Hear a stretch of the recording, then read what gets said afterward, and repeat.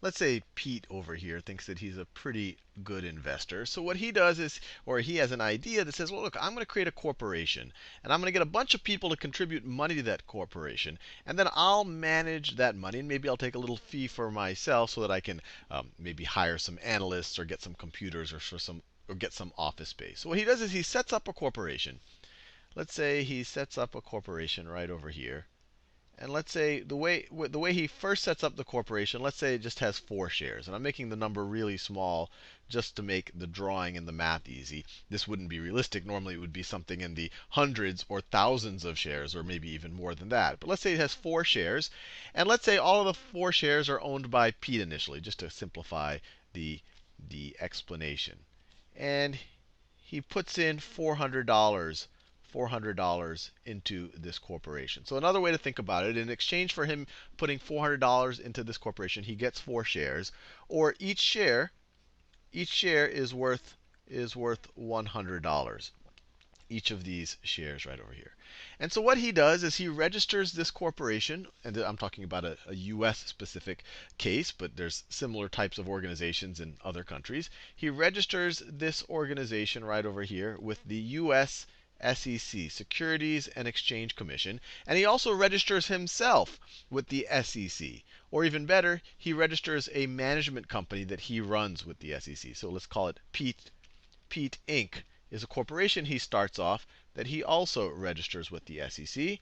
And when he registers with the SEC, he tells them that, look, this company right over here, we're going to issue more shares for more people to contribute money. And I'm going to manage this money right over here. And I'm just going to take a percentage of the total assets under management. Sometimes you'll see AUM used. That just means assets under management. That will go to Pete Inc. every year for figuring out the best place to invest this money. And it's usually on the order of about 1%, sometimes a little bit less, sometimes a little bit more. So 1% per year. So right now, with only $400 under management, it would only be about $4 per year. But since he registered with the SEC, he can call himself a mutual fund, and he can solicit funds from the public. So it is a mutual fund. He's jumped through all of the hoops that the SEC sets up for him, so he can market himself as some type of great fund manager. We don't know if that's true or not. And he can also solicit funds from the public. So from the public. And we're going to see in future videos there are other funds, especially hedge funds, that they can't market, and they can't take funds from the public. Those can only take funds from certain types of sophisticated investors. And what happens in Pete's fund, and this is going to be an open-ended mutual fund that we're showing here, and most mutual funds are like that. Let's say that Sal comes along, he likes Pete's marketing materials, and he says, hey, I want Pete to manage my money too. So Sal goes and he gives $100, and says, Pete, give me a share. So Pete creates another share right over here. He creates another share, he gives it to Sal, so he gets 1 share. That's me. I get 1 share. And then in exchange, I gave $100 to the fund. So now the fund has $500. So this is another $100 right over here. And now Pete's annual fee is going to be 1% of this whole thing, or $5 a year. And if this whole thing grows, let's say this whole thing doubles from $500, let's see it doubles to $1,000, then that $1,000 is essentially split amongst these 5 shares now. So all of the people will essentially have their money doubled, minus whatever Pete's expenses are. So let's say that a year goes by, and then even after paying Pete the 1%, so we had $500 of assets under management, this whole assets under management a year later goes to, let's say it goes to $1,000. So Pete either is really good or really lucky, or a little bit of both. So it goes to $1,000. So let me draw it like this. So now it is at $1,000, and it still has the same 5 investors here. And I'm lucky enough to be one of them. So here are the 5 investors. Let me draw the shares. So there's 1, 2, 3, 4, 5 shares. Now, each of these shares, this $1,000 is called the NAV, or the net asset value. So let me give you that piece of terminology. It just means net asset value.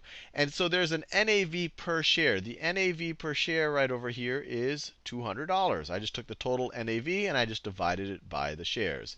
And what's special about an open-ended mutual fund is at the close or at the end of every day, either new shares can be removed from the fund or it could be created for the fund. So in the first video, I showed how I wanted to buy into the fund, so I bought a share. And that increased the NAV, and it also increased the number of shares. He had to create a share for me to buy. He didn't sell me a share that already existed. So you can imagine after this type of performance, more people would want to buy shares. So now they would have to buy in, to make things fair, at $200 per share, because that's the current NAV per share. So let's say that 5 more people want to buy in at $200 per share. So what Pete would do, or what this mutual fund, it's not Pete really, it's the corporation, it would create 5 new shares. So 1, 2, 3, 4, 5. If there was only one person that day, it would create 1 share that day. If there was 10 people that day, it would create 10 shares that day. And it could keep doing this. And the NAV of each of these are $200. So it gives these shares to each of these people. And they had to contribute $200. So essentially, it puts another $1,000 into the pool that Pete can now manage. And so now the total NAV for the fund is $2,000 now. And Pete will get his 1% management fee off of this entire $2,000. Now let's say that we fast forward a little bit. To, let's say Pete starts having a not so good year. So let's say we fast forward a year past that, and Pete has a negative 10% return. So if you started at $2,000, and that's when you include taking his management fee out, you start at $2,000, you lose 10% in 1 year, so it goes down to $1,800. Let me do this in a new color. So now he's at $1,800. And it's not completely drawn to scale, but hopefully you get the idea. So now he is at $1,800. $1,800. But you still have a total of 10 shares.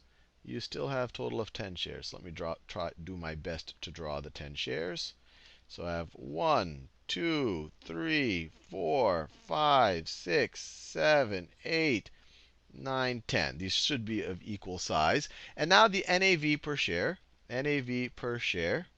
is going to be 1,800 divided by 10, or $180. And let's say that I get a little bit freaked out by this recent performance, and I have some other commitments with my money. So I say, Pete, you need to buy my share back for me. So what Pete does is he would give me back $180. So the total NAV would lose $180. So it would go down $180. So we would take this out of it. 1,800 minus 180 is 1,620. So now it is 1,620. And they would buy back a share from me. So they would cancel one of the shares. But notice the NAV per share does not change. By me redeeming my share, it does not change what happens to everyone else. Now you have 1,620 divided by 9 shares. That should still get you to be $180 per share, if I did my math right. So 1,800 divided by minus 180 gets you 1,620. It should still be $180 per share. But this is the nature of an open-ended fund. You can keep creating shares and selling them to the public to raise more money, or when someone wants their money back, you essentially buy the share back from them, give them their money when you buy it back, and you remove that share. So an open-ended fund, really at the close of every trading day, can keep growing or shrinking. It can keep adding more and more investors, or their investors can take their money back. What's difficult about this, from the fund manager's point of view, is that they have to manage this. They have to manage this constant buying and selling with the public. They have to manage the paperwork. And if you think about it, they can't have all of their money invested in relatively illiquid assets or even in regular stocks. They have to keep some amount of their money, and it's usually like 3 to 5%. They have to keep some of this $2,000 before he lost my money. They have to keep some of it in cash. And from an investor's point of view, they would say, well, if I'm good at investing, I should try to minimize the amount of cash that I have because I'm not getting a return on cash. But because it's open-ended, because investors might come by and say, hey, I want my money, you have to have a little bit of cash on it as part of the asset pool in order to be able to buy people's shares back.